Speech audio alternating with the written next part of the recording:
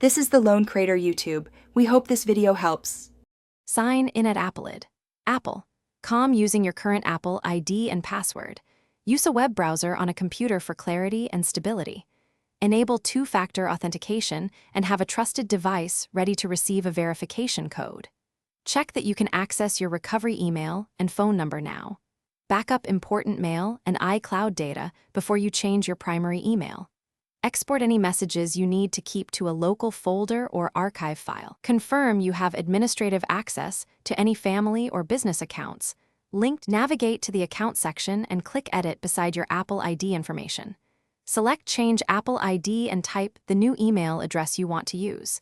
Apple sends a verification code to the new address. Open that inbox and retrieve the code. Enter the verification code on the Apple.com page to confirm ownership of the new email.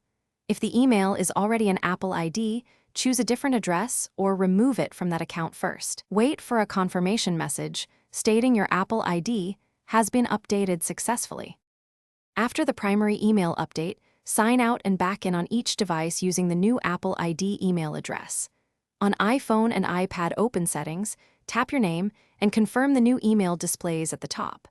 Verify that iCloud, App Store, iMessage, and FaceTime are signed in and syncing normally. Update mail account settings if you use the old address in a mail app. Check third-party app logins, subscriptions, and payment methods in case they require the new email. Finally, test sending and receiving email from the new Apple address. Thanks for watching. Consider subscribing if we helped you.